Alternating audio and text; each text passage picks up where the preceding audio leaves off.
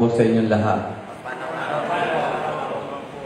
Alam niyo po yung presbitero po ay Spanish word for priest. Kaya siguro po, natapos na po ako paglilingkod sa bayan, baka maging pastor na rin po ako katulad.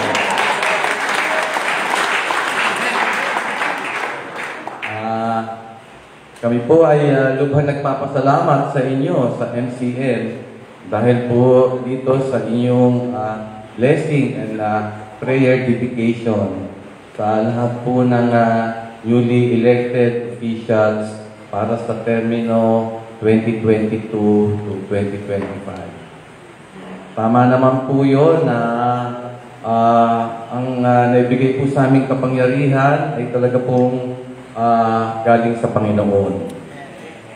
Dahil naman po, ang mga tao na naghalal sa amin, na siya naman pong hari talaga dito sa ating lalawigan, ay ginawa ng Panginoon.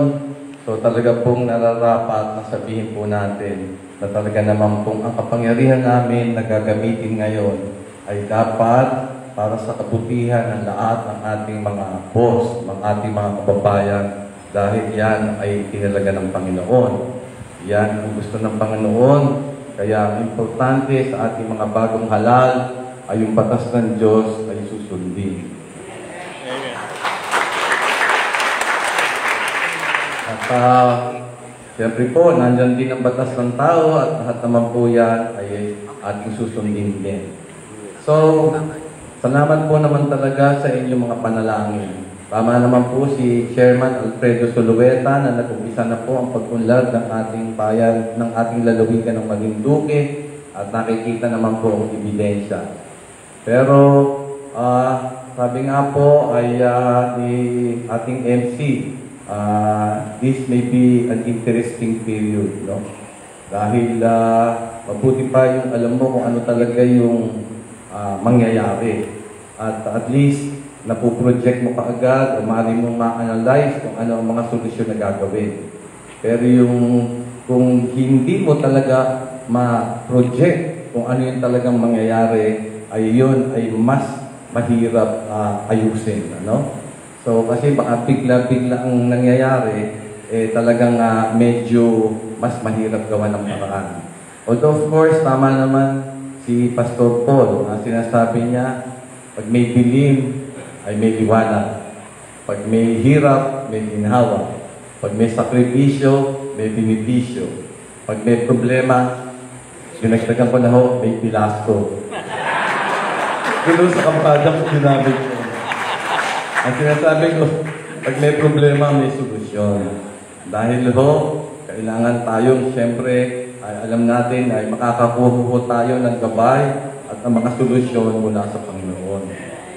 So, napaka-importante talaga po itong ginagawa nyo na nilalagay po na ninyo sa aming isip at sa puso na talagang kailangan po tayong tatawag palagi sa Panginoon dahil ang nakikita po namin sa darating na termino na ito ay mas mahirap pa po kaysa doon sa nakaraan na termino na 2019 to 2022.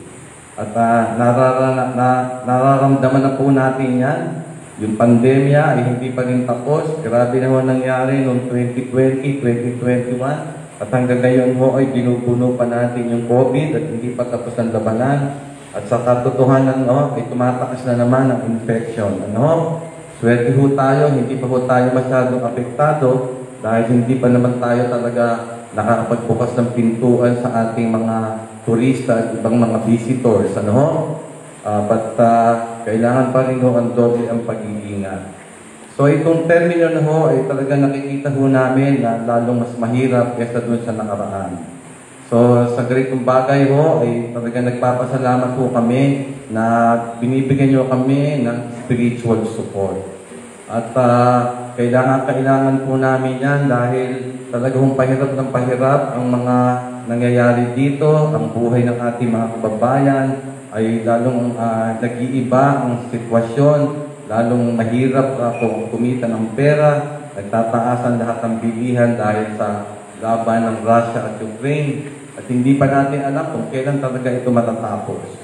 So, we're in for more difficult times. And in situations like this, we also ask from all the officers and members of the MCM na ipagpatuloy niyo po ang panalangin na kami po ay gabayan ng Panginoon at bigyan niyo po kami ng mga talagang dapat gawin sa pag-solve po ng itong mga problema. Alam niyo naman ho, kami tao lamang. Ano ho, ginagawa ho namin ang lahat ng aming magagawa. Ayaw naman ho namin sabihin na nagsasakripisyo kami dito sa aming trabaho. Pero sa totoo lang ho, sa dami ho ng ating problema at marami rin nangangailangan ng tulong. Talaga hong nakikita ko na talaga hong magkulang talaga yung oras sa isang araw. Ano ho? At nagpapasalamat din naman ho kami na pinapanalangin nyo rin yung continuous good health at kailangan din ho namin yan. Kasi nga ho, kung apektado rin ang aming kalusugan ay mahihirapan din kaming magbigay na magandang performance para sa ating mga kababayan. So, ano nga ho natin na talaga namang mahirap din ho ang lingkod bayan. Ano ho? At talaga namang obligasyon ho namin talaga na magsakripisyo at naiintindihan ho namin yan. Kaya nga ho, hinihingi rin ho namin ang inyong pangunawa na kung sakali man ay hindi ho namin kaagad mabigyan ng solusyon. Ito mga problema ay bigyan nyo kami ng pagkakataon na maayos ho ito. Hindi ho naman ho kami talaga mga may superpowers. Ano ho? At kami ordinaryong mga mamamayan lamang na ginagamit namin yung binigay ng Panginoon na nakuha naming karunungan sa aming pag-aaral o sa aming pagbabasa.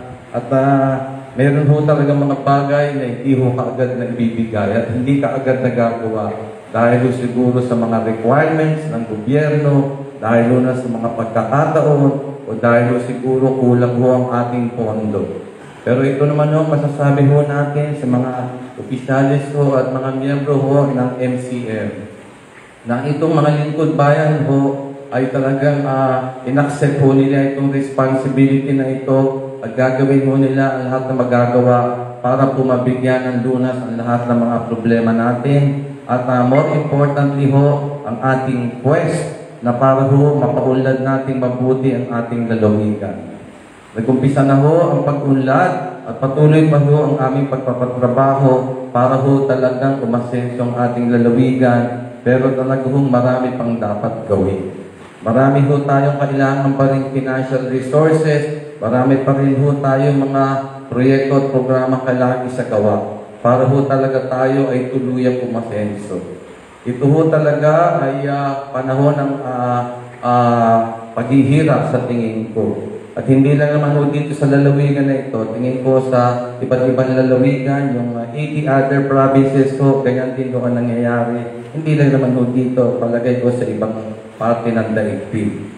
So now more than ever, talaga hong kailangan ang ating pagdadasal sa Panginoon. Kahit nung ako'y nangangampanya, sinasabi ko sa ating mga kabarangay na huwag kong kakalimutan ng Panginoon. Dahil sa mga pagkakataon nito, sa pagkakataon ng mga pagsubok at maraming suliranin, ang Diyos lamang ang makakapagbigay ng kinakailangan natin sa buhay. At tayo ay magsakripisyo, talagang ito ang panahon ng pagsakripisyo, tayo ay magtiyaga, magsipag, at para mabagyan natin ng lunas ang ating lahat ng pangangailangan. Pero nandyan naman ho ang ating mga lingkod bayan, lalo po yung mga nandito. At ay pinapangako po namin na talaga naman pong gagawa natin sa lahat ng aming magagawa ang para sa bayan, sa ating mga kababayan, at para naman po mabigyan sila ng magandang kinabukasan. So maraming salamat po talaga dito sa inyong blessing and prayer, dedication. Malaking utang na loob po ito at ito po hindi po namin makakalimutan. Yung mga narinig po namin mensahe sa ating mga pastor ay ilalagay po namin sa isip at sa aming puso at palagi po namin susundin yung mga niyong sinasabi. Tama po talaga. Ako'y nakikinig po kay Pastor Paul at pinagdadasal na po ko tuwing umaga. Maraming salamat po, Pastor Paul. At palagay ko naman, mula po sa lahat ng ating mga lingkod bayan dito na newly elected, ay nagpapasalamat po sila mula po sa kanilang puso at makakaasa po kayo na ibibigay po namin ang pinakamagandang performance na aming magagawa. Yun lang po. Maraming salamat po.